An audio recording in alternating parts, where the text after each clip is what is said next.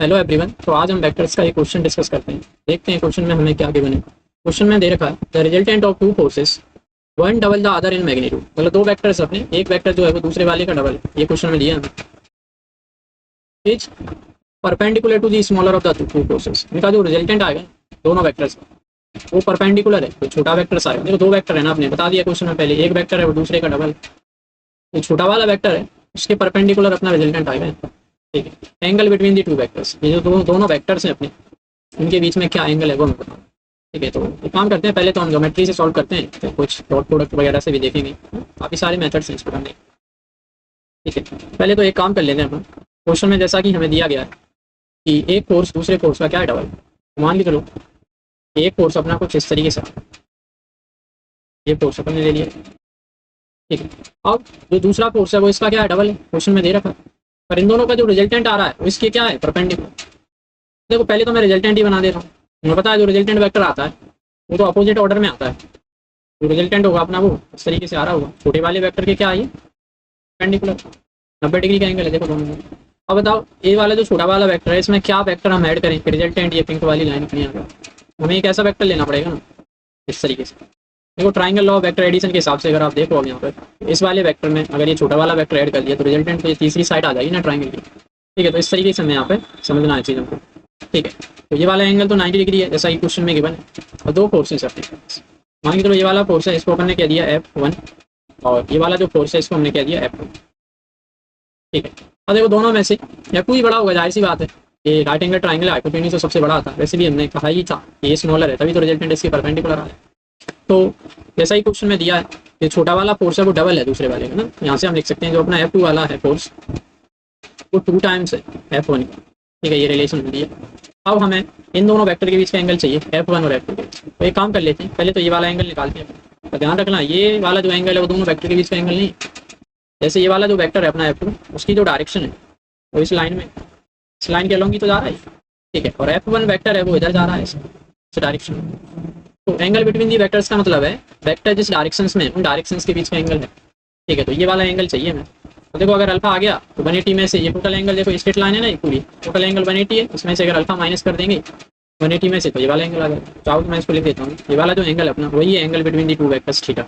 दिख रहा है क्लियरली, थीटा प्लस अल्फा ये दोनों मिला के अपना 180 है। यहाँ से हमें तो ऊपर थीटा निकालना है, थीटा की वैल्यू जो आएगी वो 180 माइनस अल्फा।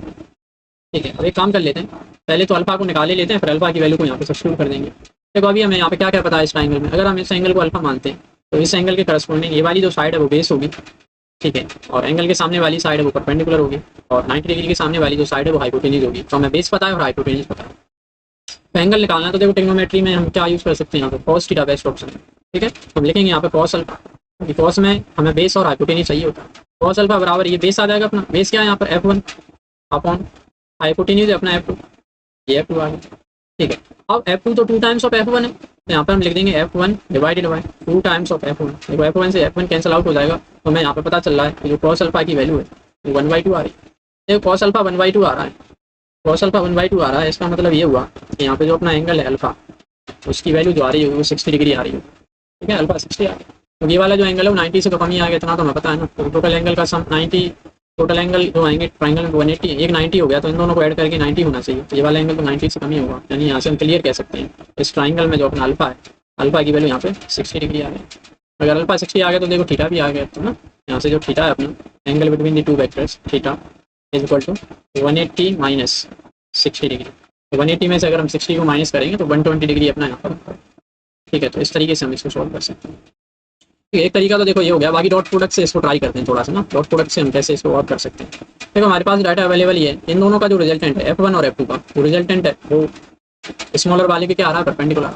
तो F1 और F2 का रिजल्टेंट तो हम ऐसे लिखेंगे ना, नेट फोर्स, जो रिजल्टेंट फोर्स कह दो या नेट फोर्स कह दो, नेट फोर्स आएगा F1 और F2 का वेक्टर फॉर्म में, इसको तो हम ऐसे लिखेंगे F1 vector plus F2 vector.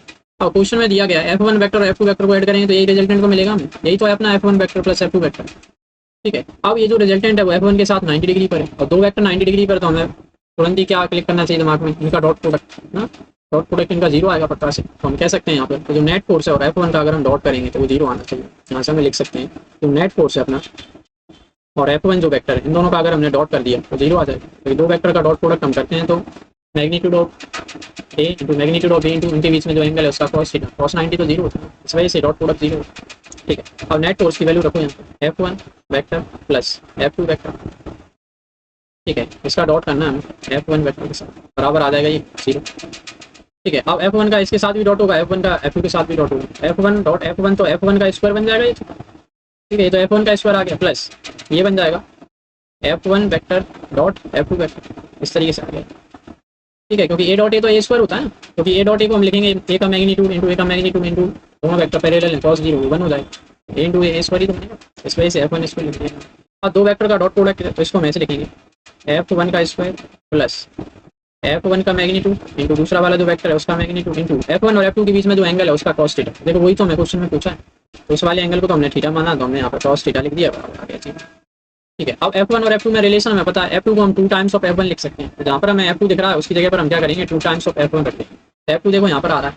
ठीक है, तो यहाँ से हमें क्या मिल जाएगा, ये यहाँ से अपना आ जाएगा ये F1 का स्क्वायर प्लस यहाँ पर तो हम F2 लिख देते हैं, यहाँ पर F1 को हमें क्या लिखना है, F1 को तो F1 ही रहने दो, F2 की वैल्यू रखो, F2 को रख देंगे 2 times of F1, 2 times of F1 आ गया इंटू cos थीटा, बराबर आ रहा है जीरो। ठीक है, थीटा ये, इसको थोड़ा सा ऊपर खिसका देते हैं। देखो यहाँ से अब तो बस सिंप्लीफाई करना है इसको, तो F1 इंटू F1 ये भी F1 का स्क्वायर आ जाएगा, तो F1 का स्क्वायर को एक काम कर रहा हूँ मैं कॉमन ले ले रहा हूँ, यहाँ पर बनेगा 1 प्लस ये 2 इंटू F1 स्क्वायर था तो यहाँ पर बनेगा 2 और ये cos थीटा। ठीक है, बराबर आ गया जीरो। अब देखना है ये F1 स्क्वायर तो जीरो हो नहीं सकता क्योंकि ये तो मैग्नीट्यूड है वेक्टर का, तो नॉन जीरो होगा, मतलब इसी चीज़ को जीरो होना पड़ेगा, क्योंकि दो नंबर है अपने उनका अगर प्रोडक्ट जीरो हो रहा है दोनों में से कोई ना कोई एक तो पक्का से जीरो होना पड़ेगा। ठीक है, यहाँ से अपना आ जाएगा ये वाला जो नंबर है अपना 2 cos theta plus 1, 2 cos theta plus 1 equal to zero. यहाँ से हम कह सकते हैं कि जो cos थीटा की वैल्यू वो -1/2 आ रही है ना, cos थीटा की जो वैल्यू हो गई अपनी वो -1/2, cos थीटा अपना -1/2 आ रहा है। देखो cos की जो वैल्यू होती है वो -1/2 जब भी आती है ना, तो दोनों जब जो अपना एंगल हो थीटा कितना होना चाहिए 120। ठीक है, तो इस तरीके से भी हम सॉल्व कर सकते हैं, और समझ आ रहा हुआ है कि जो पहला वाला जो तरीका है वो बढ़िया है, तो काफ़ी अच्छा मेथड है वो। ठीक है, तो इस तरीके से हम इस क्वेश्चन को सॉल्व कर सकते हैं। अगर आपको कहीं कुछ डाउट रहे या फिर और कुछ समस्या रहे तो आप बता सकते हो। ठीक है, इस तरीके से अपना ये क्वेश्चन सॉल्व। ठीक है, ओके, थैंक यू।